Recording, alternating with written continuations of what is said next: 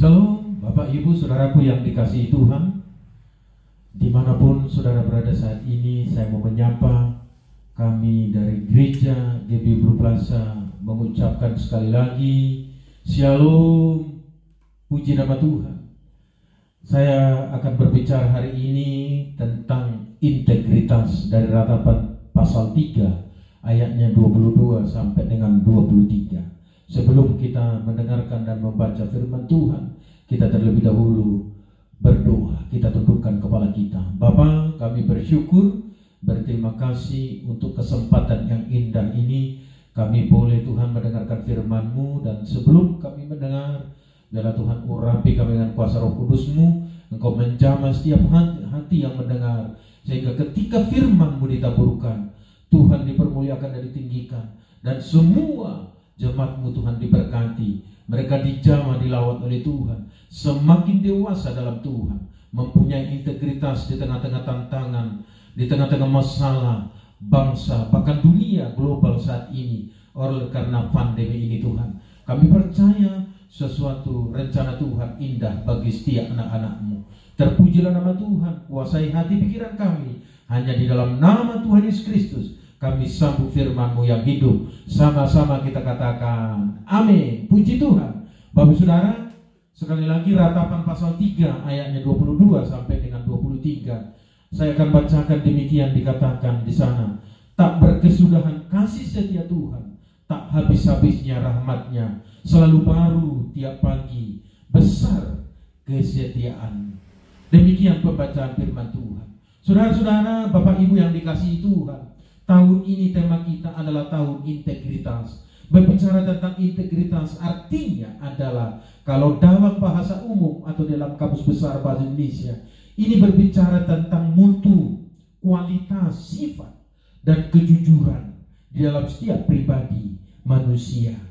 Tetapi di dalam konteks Alkitab, definisi integritas ini ialah kita harus memiliki level kearifan atau kecerdasan dari kehendak Allah dalam kehidupan kita. Atau dengan bahasa lain, kita harus sungguh-sungguh belajar tentang firman Tuhan setiap hari dan setiap saat di dalam kehidupan kita. Mari kita perhatikan Bapak Saudara, orang yang berintegritas saya pelajari, minimal mereka mempunyai 3 konsep hidup. Yang pertama adalah di dalam Ayub pasalnya yang kedua, di dalam ayatnya yang ke-9. Di sana dikatakan, Ayub dalam kondisi sakit, berduka, miskin, bahkan menolak untuk menuruti nasihat istrinya. Sekali lagi Ayub 2 pasal 9 dikatakan, maka berkatalah istrinya kepadanya, masih bertekunkah engkau dalam kesalehanmu? Kutukilah Allahmu dan matilah. Yang kedua, saudara-saudara, orang yang berintegritas adalah konsisten di dalam segala situasi kehidupan ini. Nah, saudara-saudara yang dikasihi Tuhan, kalau kita baca tadi dan dengar di dalam Ayub pasal 29 ini, tentu saudara-saudara di situ jelas sekali bahwa istrinya Ayub itu adalah menyalahkan Ayub, bahkan menyuruh Ayub supaya mengutuki Allah yang dia sembah. Orang yang paling dekat, bahkan istrinya Ayub, menunjukkan sifat yang tidak konsisten di dalam kehidupan ini. Tetapi apa respon dari seorang Ayub, saudara-saudara? Sekalipun Ayub dalam kondisi yang sangat lemah, kondisi yang sakit, kondisi yang berduka, bahkan miskin, saudara-saudara, hartanya habis semua, dia tidak menuruti nasihat dunia atau nasihat istrinya. Dia tetap konsisten di dalam Tuhan.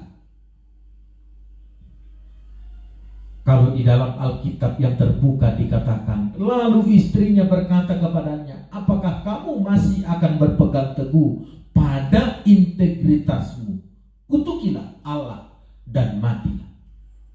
Nah, saudara-saudaraku yang dikasihi Tuhan, seorang bayi tidak bisa memilih keluarga atau lingkungan. Apa artinya, saudara-saudara? Saya sebagai salah satu putra orang Batak, saya bangga menjadi orang Batak, saudara-saudara.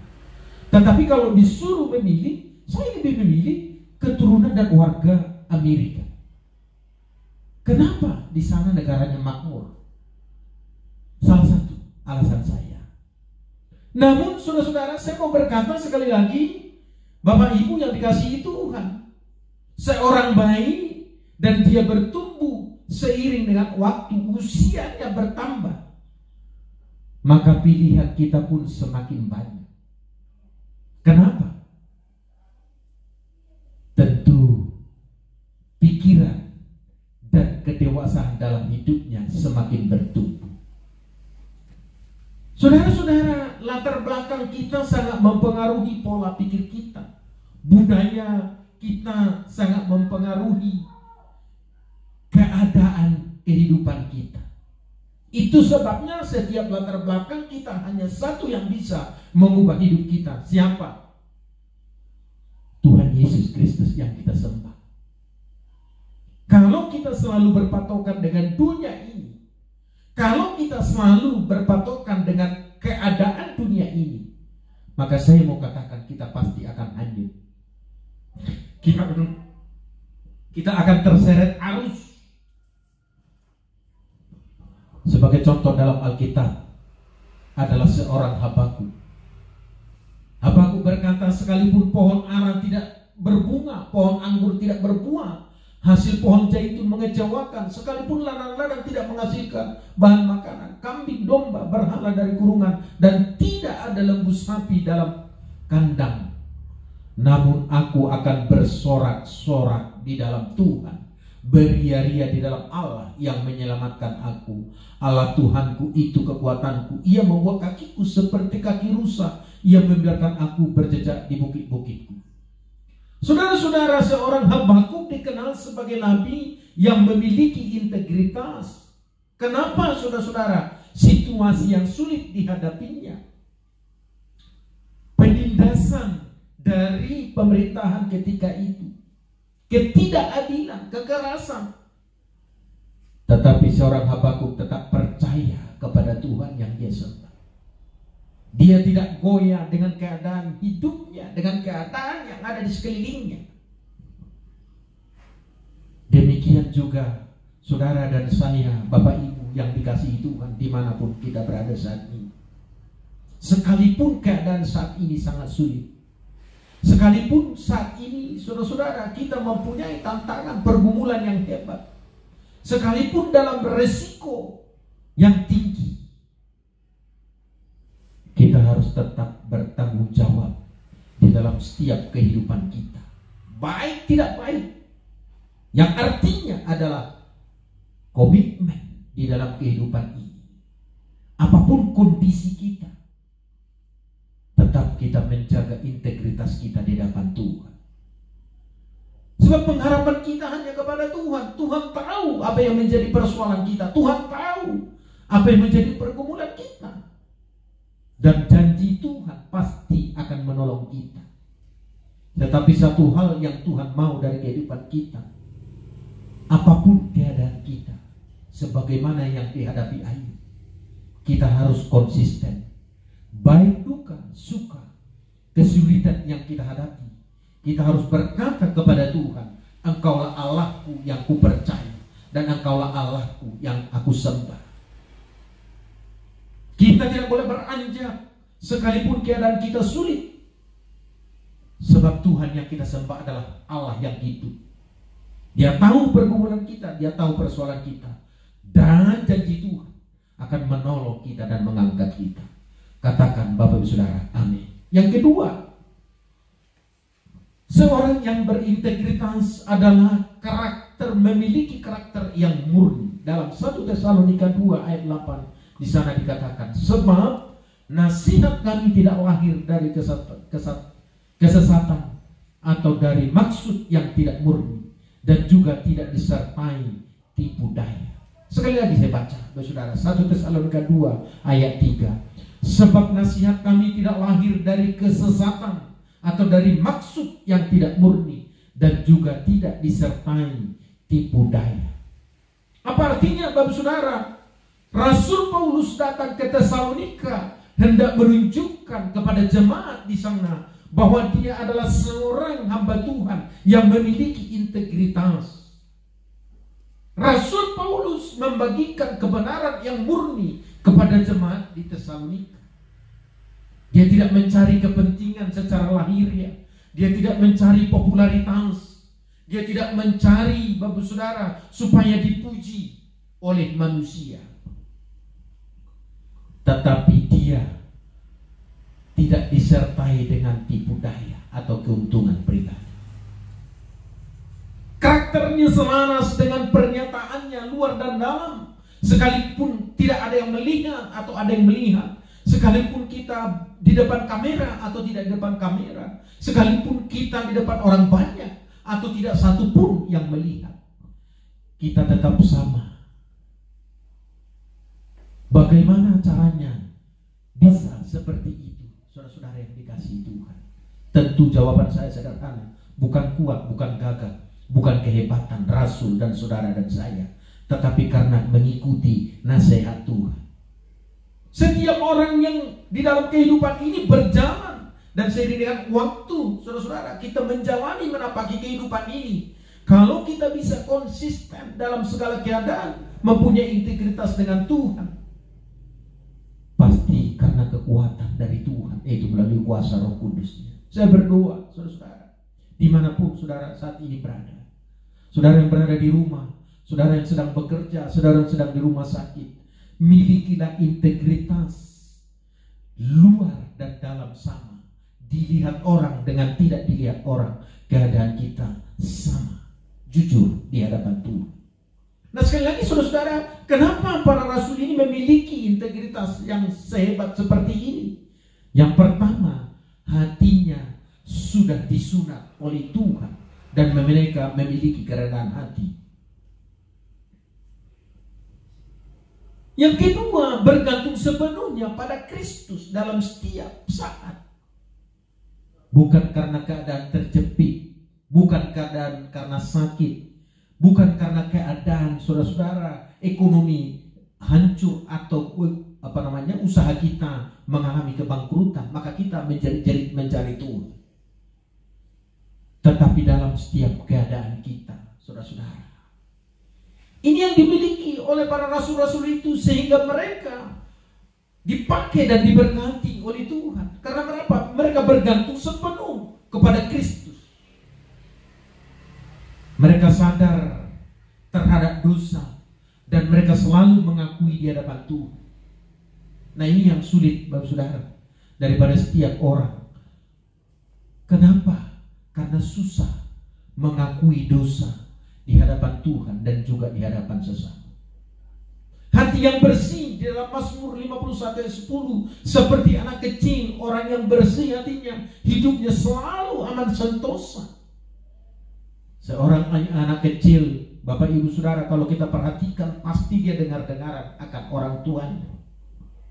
Hidupnya pasrah pada orang tuanya. Anak-anak kecil tidak pernah, saya besok makan apa, saya sekolah di mana, bagaimana besok saya, apa yang harus saya lakukan. Anak kecil pasrah. Dia bergantung sepenuhnya kepada orang tua. Seorang anak kecil tidak punya rencana yang jahat, tulus ikhlas, luar dan dalam sama. Selalu ingin belajar dan ingin diajar. Ini yang harus kita miliki, kita sebagai anak-anak Tuhan, sebagai murid Kristus di dalam kehidupan ini. Kalau ini yang kita miliki, maka hidup kita mempunyai integritas yang selalu selaras dengan firman Tuhan. Dan seperti rasul-rasul itu dipakai oleh Tuhan. Kenapa? Karena mereka mempunyai karakter yang murni. Amin.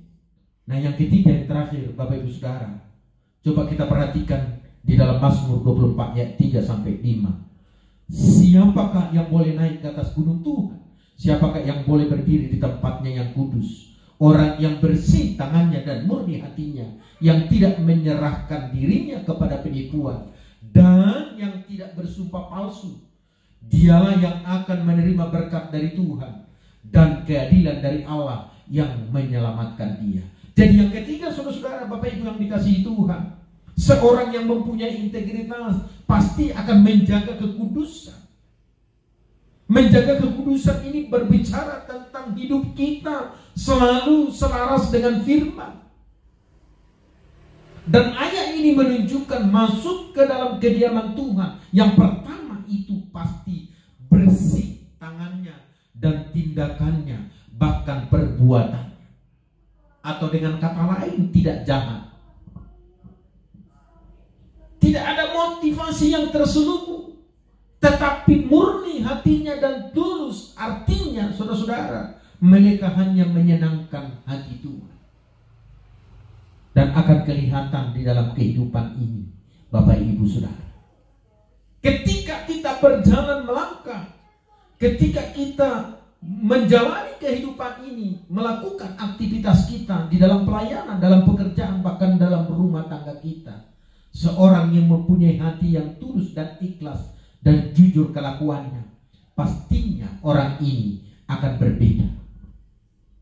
Dia akan nampak buah-buahnya. Bahkan dalam 1 Petrus 1 ayat 16 dikatakan, kuduslah kamu sebab aku kudus. Apa artinya, saudara-saudara? Sebagai makhluk yang diciptakan menurut citra diri Allah, Allah menghendaki kita untuk berusaha menjadi sama dengan Dia. Tidak ada niat jahat, motivasi yang ingin mencelakakan orang lain. Berpikir dan bertindak selalu tulus dan murni. Dan yang paling penting, tidak takut dengan ancaman dunia ini apapun kondisinya. Kita tidak takut dengan problem dan persoalan yang kita hadapi di tengah-tengah bangsa ini, di tengah-tengah pergumulan, bahkan dalam gereja, dalam rumah tangga. Kenapa? Karena orang yang berintegritas akan ditolong oleh Tuhan sampai dengan selama-lamanya. Bukan hanya saat ini, tetapi sampai dengan selama-lamanya. Sebagai contoh dalam Alkitab, saudara-saudara, kita lihat di dalam Daniel. Daniel ini adalah seorang, Bapak Ibu Saudara, yang selalu konsisten. Kenapa saya katakan demikian?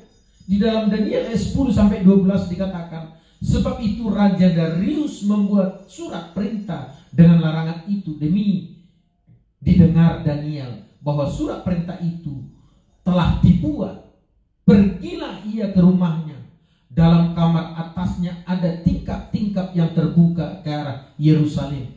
3 kali sehari ia berlutut, berdoa, serta memuji Allahnya, seperti yang biasa dilakukannya. Lalu orang-orang itu tergesa-gesa. Lalu orang-orang itu bergegas-gegas masuk dalam mendapati Daniel sedang berdoa dan bermohon kepada Allahnya. Saudara-saudara yang dikasihi Tuhan, sangat jelas kita dengar tadi siapa sebenarnya Daniel ini. Alkitab mencatat Daniel adalah konsisten berdoa 3 kali sehari. Dan ini bukan secara kebetulan, bukan karena ancaman dari seorang pemimpin ketika itu, bukan karena ancaman di sekitarnya. Daniel konsisten berdoa 3 kali sehari di hadapan Tuhan. Dan ini udah sebuah sikap konsisten yang dijalani. Makanya ketika waktu itu, saudara-saudara, ada ancaman dari seorang pemimpin ya, untuk membunuh atau membinasakan setiap orang yang tidak mau menyembah Allah yang dibuat oleh seorang raja ketika itu. Apakah Daniel lantas meninggalkan Tuhan atau bereksis untuk tidak menyembah Tuhan, atau mencari kompromi lain, atau pembelaan diri? Daniel tetap, saudara-saudara. Di sana dikatakan, demi didengar Daniel bahwa surat perintah itu telah dibuatnya. Berarti Daniel mendengar perintah itu. Pergilah ia ke rumah. Kalau di sini bahasa sederhananya, cuek, masa bodoh dengan dunia ini. Dan dalam kamar atasnya ada tingkap-tingkap yang Yerusalem. 3 kali sehari dia berlutut berdoa serta memuji Allah. Dia mengabaikan segala yang ada pergumulan persoalan dunia, tetapi dia berlutut mencari Tuhan. Orang dunia tidak mendapatkan satu kesalahan Daniel, tetapi orang dunia mencari-cari kesalahan Daniel. Demikian juga kita, Bapak Saudara, di tengah-tengah pelayanan, saudara-saudara, Bapak Ibu, menjadi seorang yang percaya kepada Tuhan. Mungkin saat ini dunia tidak mendapati kesalahan kita, lantas dunia mencari-cari kesalahan kita. Saudara, jangan heran ketika orang lain membenci kita.